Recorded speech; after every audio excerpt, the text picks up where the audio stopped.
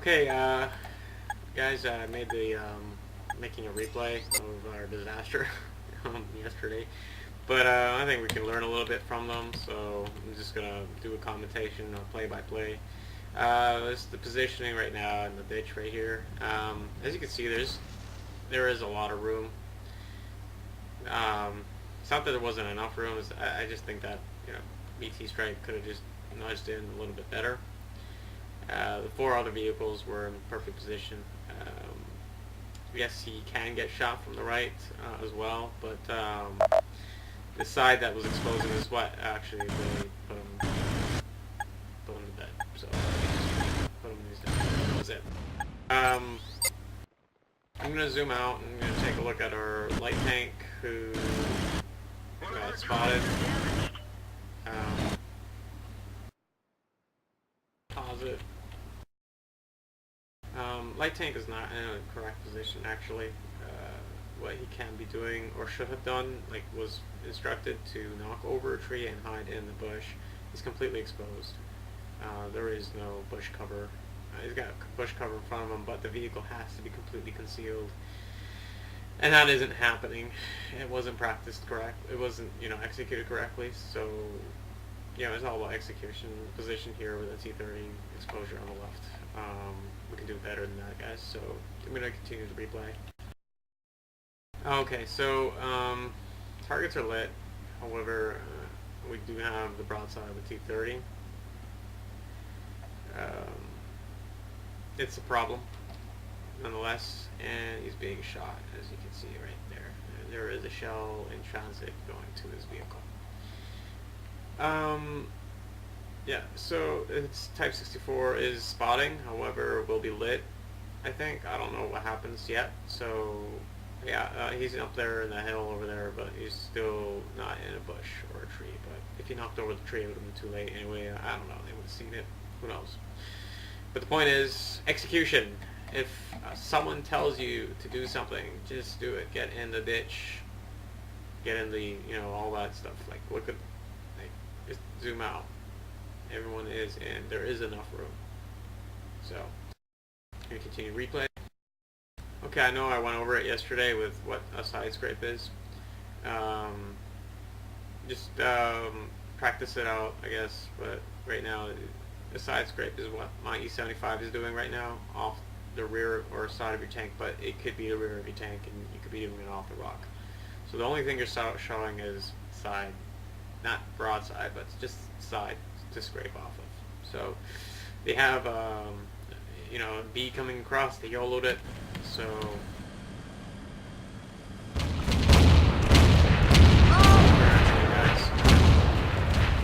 now the E50 is about to get overmatched, and we're going to see that engagement front hand. So I don't have sights on him because he's out of my red box, but he's there. So and we can see in the distance that he is in the open. Okay, there's hard cover there. I know that there is. Hard cover will protect you from at least one vehicle while you engage the other. Or at least have them draw it into you, and you will survive a lot longer. It's that simple. I'm going to watch that fight a little longer. There is an E1 coming. Okay, I also want to note that out. E1 has 4 shells with 300 damage, so 1600 damage. I have a matter of 1 hit. STA's got 2 hits. The T30's got 3 hits, and E75's another 1 hit. On the other side of the bridge, there's only a Conqueror. Okay. Now the E75 exposed his broadside. All he had to do was drive straight back into the hole, as opposed to across like this. This is gonna get you shot in the ass. So be mindful of the areas that you can do and deal with. The T30 could have definitely pushed into the E1, and in that effect absorbed at least 2 hits. Or the E75 could have just sacrificed. I don't know what the situation would have been, but anyway, the E50 is in the open fighting T54s. So, and my rear gets exposed because we didn't push it into the T54. So and the light tank got lit on the hill and died. So needless to explain all that. That was going to happen because there was incorrect positioning by the light tank on the hill. And now all it comes down to, guys, in this match is the E50 did not survive long enough for the ET-30 and E-75 to get back to base. Regardless if I was dead or not, doesn't matter. We still have the vehicles to be able to reset. But I don't know if we have the vehicles to win, because the HP situation is 1343 for one T-30 and one T-54 is at 931. So you have to focus the low HP one with one T-30 shot and the other one from the E-75 shot. And then you basically reset, and you have a minute 40, and the STI consequently is stuck there across the bridge with the Conqueror, and it's a 2v1 situation. Hopefully, if the E-75 or the T-30 don't die. That's it for this replay, guys. It's a loss, but I'm gonna get the other replays uploaded too. Okay, so first thing happens in this game, this Type 64 never makes it to this spot. So, but nonetheless, targets are still lit, and there's an E-75 there, ready to fight the T-37. So, go get him. Go get a Tiger, you know. But we're too afraid. So, yeah, it's not gonna work. The T-30 on the other side, don't think he had much shots. Just he was out of position. I mean, we changed things up a bit. E-50, we had two guns not in the fight right off the get-go.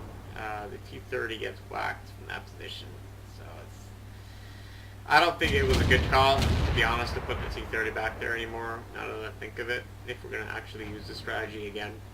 I mean, the first time around, the reason why we resorted to this setup is because it didn't work the first time, but I mean, we didn't execute the first time correctly. Its Type 64 was not in the correct position. And it's a mess after this, so yeah. Just watching the STI. That's it. So there's not much really else going to happen in this match, aside from a 3v2 at the base. And just a significant DPM disadvantage over there. You know, we're fighting in the open. That's one thing that we can't be doing, is fighting in the open with T-30s. Use gun depression as much as you can, including the E-50. Basic stuff, guys. This one was over from the get-go. It wasn't anyone's fault. I think we resorted to this bullshit because of the fact that we did not execute in the first game. That's my clear indicated opinion. We did not execute Type 64 in the first game. We did not get into depression. In the depression. Plain spot, no room and all that other stuff. There was room. So let's just stay focused and not be critical of the strategy that people put hours of work into, and try to execute it, and just take care of your own shit, not the strategy. Okay, your own shit. If someone tells you what we're gonna do, it's all the work's already done for you. So other ways you get yourself fucked like this. Okay, all right. I'm going to next replay. I'm showing this replay from start to finish, not because I'm going to ridicule Havoc or anything. This is the Havoc match, but I'm calling it the Havoc match from now on. And that's not the purpose of it, guys. It literally is to see if the strategy, since we only had one shot at it, only have a record of it only once, so might as well see what we can tweak on it, improve on it. We all know what the mistake was in the match, guys. That's not the purpose of the replay, although I will point it out nonetheless. And we're just going to deploy our vehicles like we usually would. And that's it. So M103 just has difficulties getting to the spot. He doesn't exactly know what I'm talking about, but it's the first time we're doing it. So it's up there. Incorrect. Asian. No, Asian. Yeah. Yeah. There. Oh, okay. Yeah. There you go. Okay. We got the mediums facing that south, that west. We got the T-30 facing the bridge, and then we got the Type 64. So we have extremely good coverage of the map. We have somewhat the same coverage we have with the Type 64 and everybody in the ditch. This is a more mobile team that we're facing as well. So we brought more mobile vehicles, or more formidable vehicles versus their mobile and DPM setup there. So, gonna speed it up a little bit. I'm just fucking that rock. Yeah, feels good. Alright. And it's just after this, it's all lightning warfare. Note that there's 2 T-54s that are still not lit. We've lit AMX 5100, another 5100, and one's dead. You know, there's 2 5100s lit, 3 5100s lit. So 2 54s are not lit from the beginning of the match. Now, Havoc is traversing incorrectly. I don't know where he's going.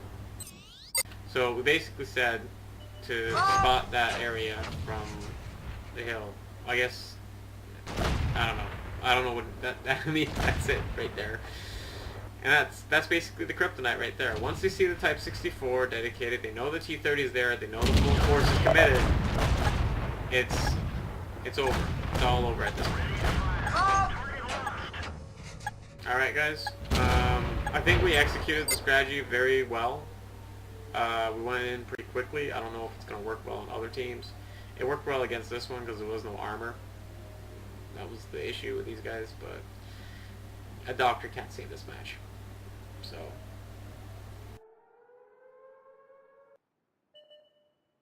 anyway, that's all I got.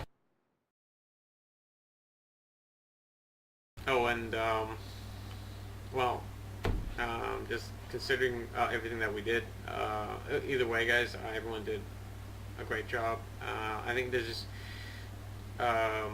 synergy.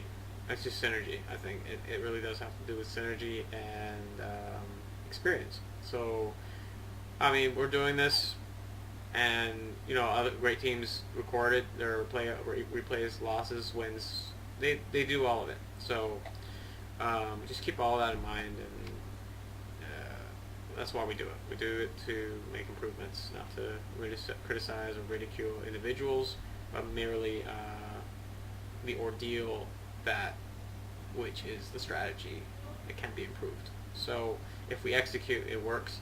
If we don't execute, we get confused and we resort to something stupid, like in the second game. And that, I don't know. I mean, it could have went either way, right?